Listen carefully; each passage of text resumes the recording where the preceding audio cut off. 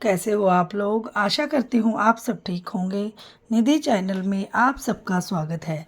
आज हम देवशयनी एकादशी का महत्व और व्रत कथा पढ़ेंगे। कथा को पूरा सुने, बीच में बिल्कुल ना छोड़ें।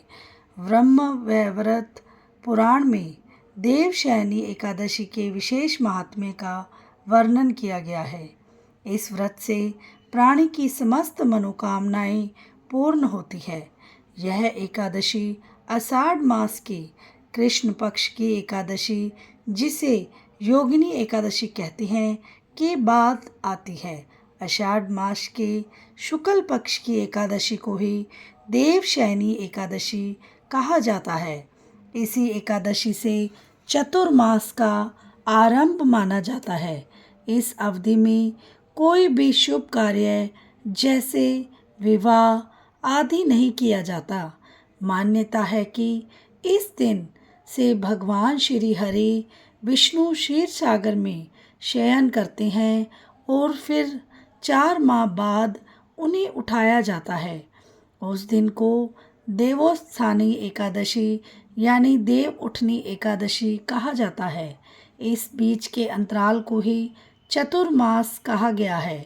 देवशयनी एकादशी को देवशयनी महा एकादशी, थोली एकादशी तेलुगु में कहते हैं, हरि देवशयनी, पद्मनाभा शयनी तथा प्रबोधनी एकादशी भी कहा जाता है। तो इस व्रत का बहुत ज़्यादा महत्व है और इस दिन हमें व्रत अवश्य करना चाहिए। अब हम कथा सुनेंगे और आप भी मेरे साथ साथ कथा सुनिए और आनंद लीजिए। धर्मराज युधिष्ठिर ने कहा, हे केशव, आषाढ़ शुक्ल एकादशी का क्या नाम है? इस व्रत के करने की विधि क्या है और किस देवता का पूजन किया जाता है? श्री कृष्ण कहने लगे कि हे युधिष्ठिर, जिस कथा को ब्रह्मा जी ने नारद जी से कहा था वही मैं तुमसे कहता हूँ। एक बार देव ऋषि नारद जी ने ब्रह्मा जी से इस एकादशी के विषय में जानने की उत्सुकता प्रकट की।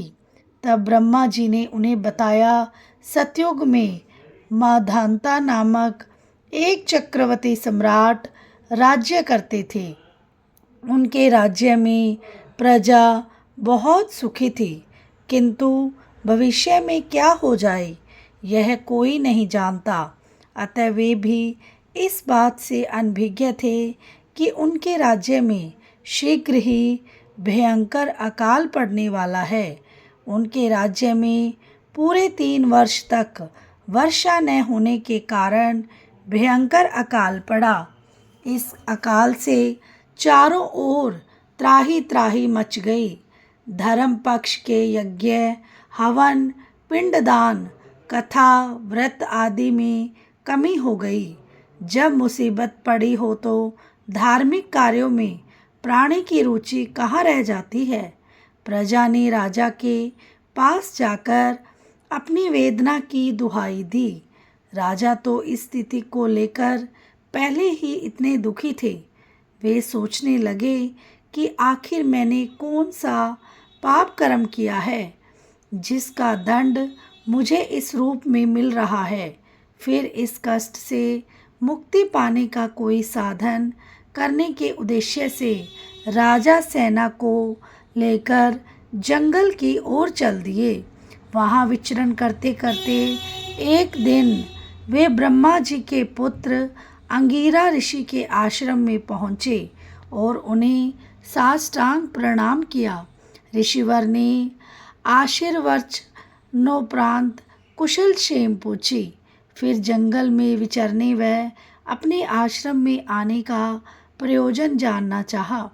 तब राजा ने हाथ जोड़कर कहा, महात्मा ने सभी प्रकार से धर्म का पालन करता हुआ भी मैं अपने राज्य में दुर्भिक्ष का दृश्य देख रहा हूँ। आखिर किस कारण से ऐसा हो रहा है? कृपया इसका समाधान करें। यह सुनकर महर्षि अंगिरा ने कहा, हे राजन, सब युगों से उत्तम यह सतयुग है। इसमें छोटे से पाप का भी बड़ा भयंकर दंड मिलता है। इसमें धर्म अपने चारों चरणों में व्याप्त रहता है। ब्राह्मण के अतिरिक्त किसी अन्य जाति को तप करने का अधिकार नहीं है, जबकि आपके राज्य में एक शूद्र तपस्या कर रहा है। यही कारण है कि आपके राज्य में वर्षा नहीं हो रही है।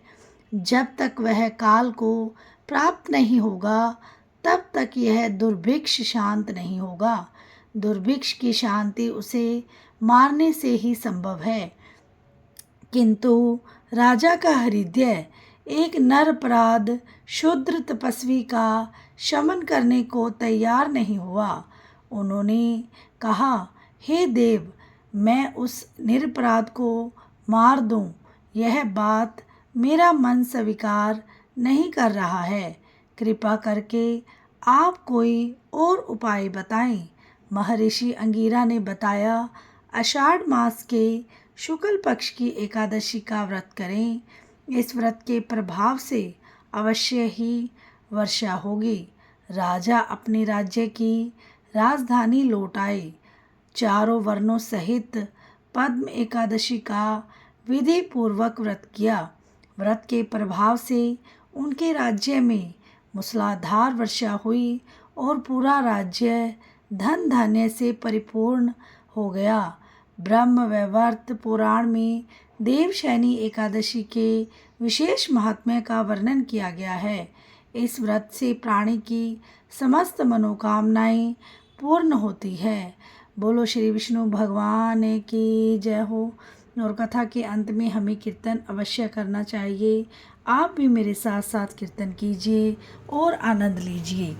श्रीमन नारायण नारायण नारायण, भजमन नारायण नारायण नारायण, जपमन नारायण नारायण नारायण, लक्ष्मी नारायण नारायण नारायण, श्रीमन नारायण नारायण नारायण, भजमन नारायण नारायण नारायण, जपमन नारायण नारायण नारायण, लक्ष्मी नारायण नारायण नारायण, श्रीमन नारायण नारायण नारायण, भजमन नारायण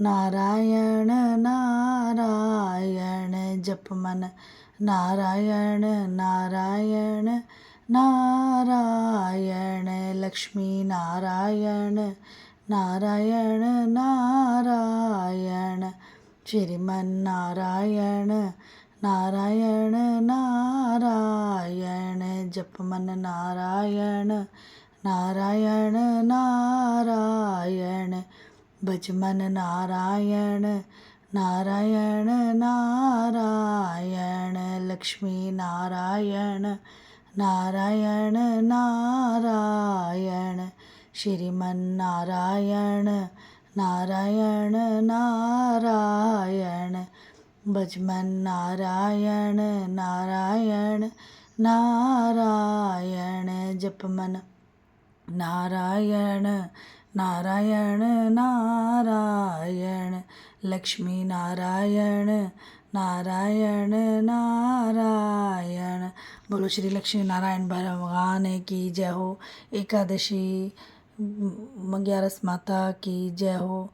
वीडियो को लाइक, चैनल को सब्सक्राइब करना ना भूलें और बेल आइकन को ज़रूर प्रेस करें ताकि मेरी वीडियो की नोटिफिकेशन सबसे पहले आपके पास पहुंच जाए। मिलते हैं नेक्स्ट वीडियो में। राधे राधे।